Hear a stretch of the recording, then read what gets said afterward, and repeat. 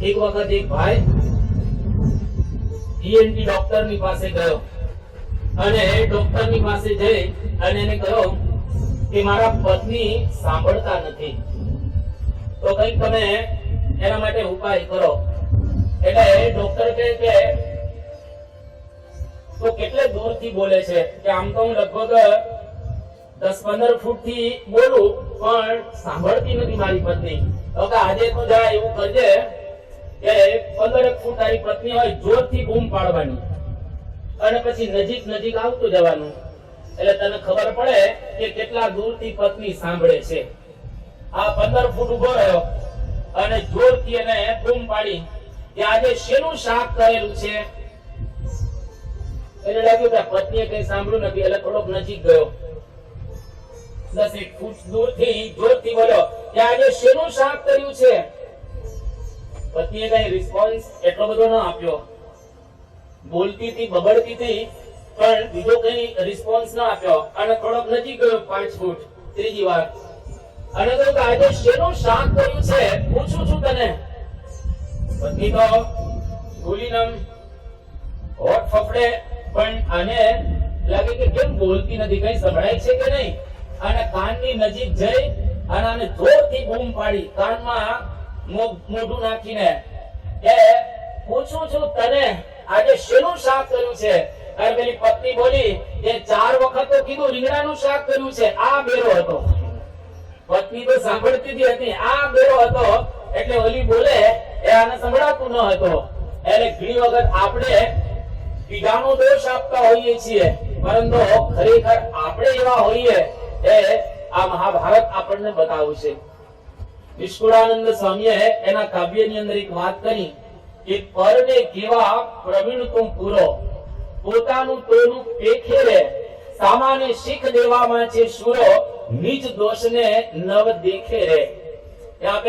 આપણે બીજાના દોષો એને જોતા હોઈએ છીએ, પણ પોતાના દોષોને નિહાળતા હોતા નથી.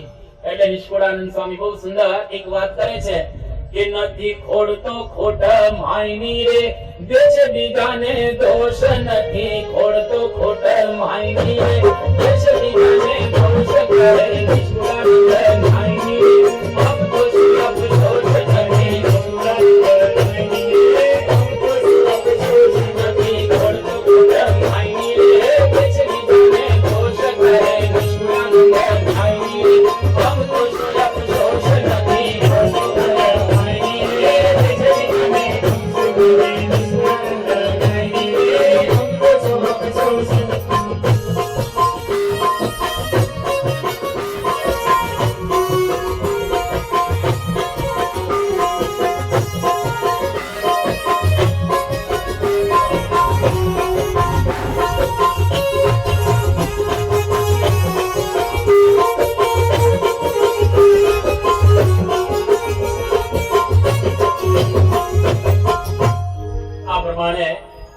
નિષ્કુળાનંદ સ્વામીએ પોતાના કાવ્યની અંદર વાત કરી.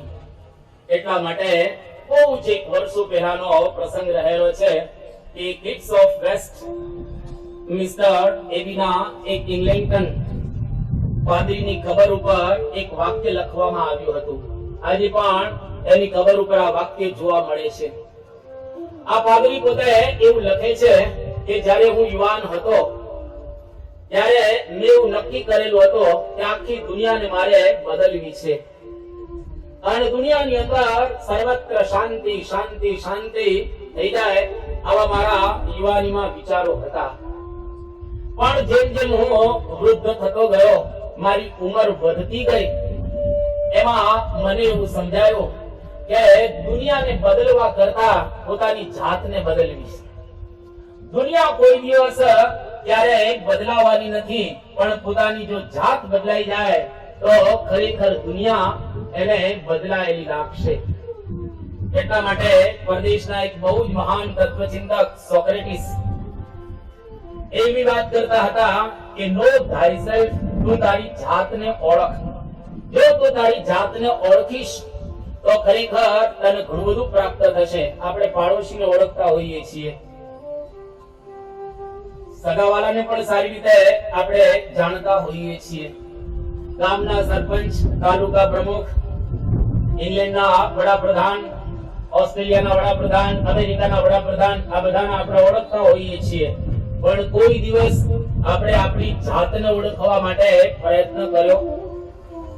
અને જો ખરેખર જાતને ઓળખવા માટે પ્રયત્ન કરીએ તો માણસને એવો ખ્યાલ આવે કે મારે સુધારો કરવાની જરૂરિયાત છે. આ પાદરીના કબર ઉપરનું વાક્ય કે મારે ખરેખર જાતને સુધારવાની જરૂરિયાત હતી. આજે સમાજ સુધારવા માટે ઘણા લોકો નીકળેલા છે.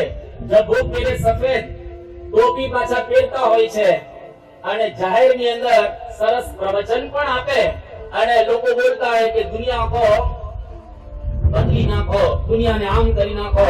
પણ તમે જ્યારે એના નિજી જીવનની અંદર તપાસ કરો તો ખબર પડે એ નિજી જીવનમાં એ લોકો ખૂબ બગડેલા હોય છે.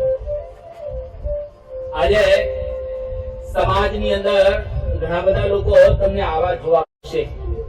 એટલે દુનિયા કોઈ દિવસ આખી બદલાશે નહીં.